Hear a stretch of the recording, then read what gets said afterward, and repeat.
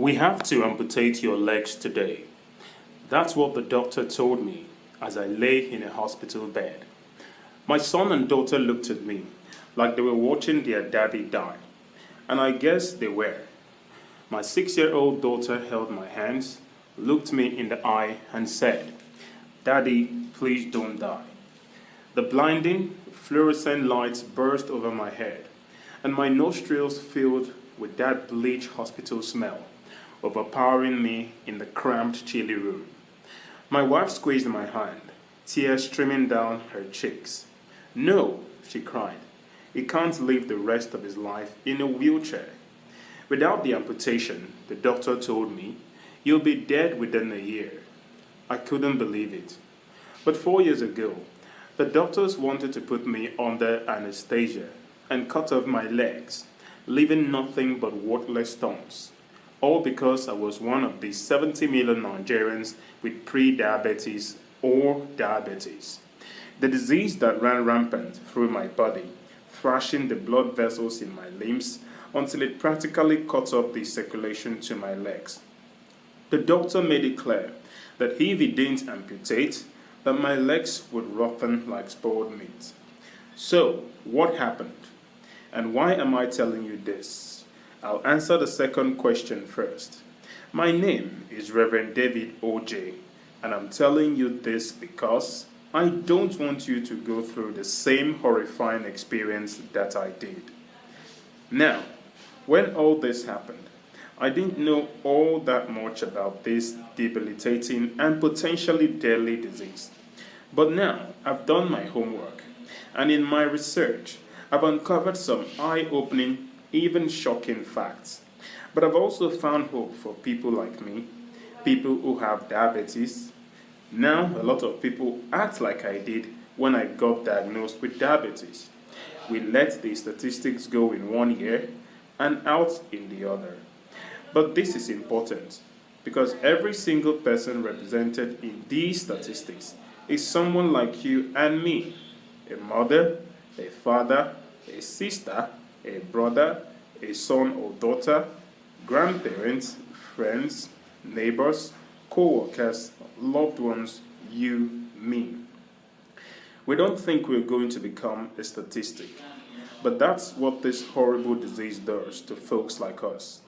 Like the start I was being faced with that day at the hospital.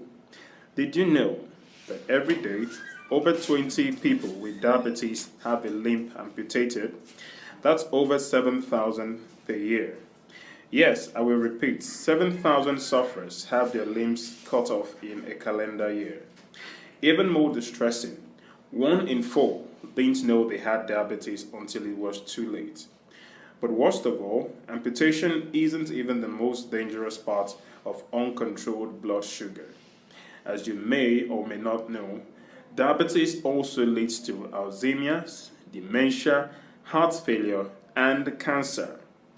When you have excess glucose, your blood becomes a nutrition-packed smoothie for cancer tumors, helping them grow at deadly speeds.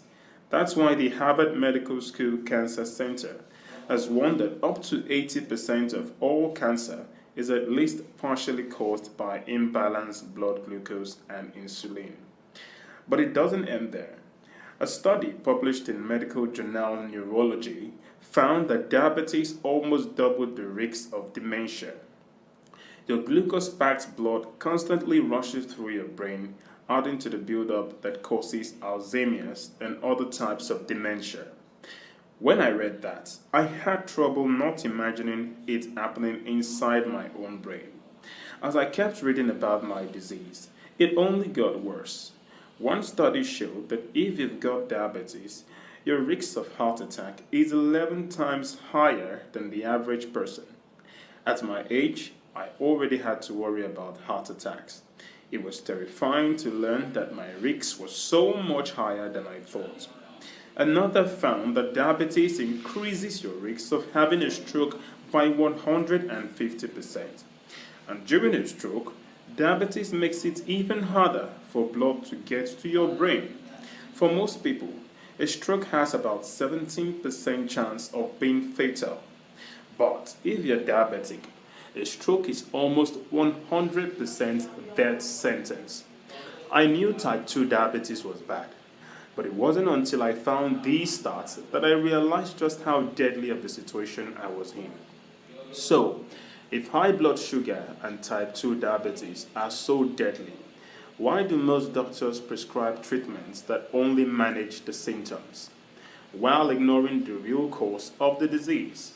The short answer is that in the last few years, 11 pharmaceutical giants have been caught bribing hospitals and doctors to prescribe their medicine, regardless of the best treatment. But I'll share those details with you in just a second. First, I want to tell you the story of my own diabetes battle and show you the natural products that have been hidden, which you can use to restore your healthy blood sugar and even reverse your type 2 diabetes. It's all thanks to a rogue diabetes researcher named Dr. Roy Taylor, who solved a decades-old medical mystery. People have been reversing their diabetes through a combination of natural products, but we are being kept in the dark by these humongous pharmaceutical companies. That is, until Dr. Ray Taylor found the answer and changed diabetes treatment as we know it forever.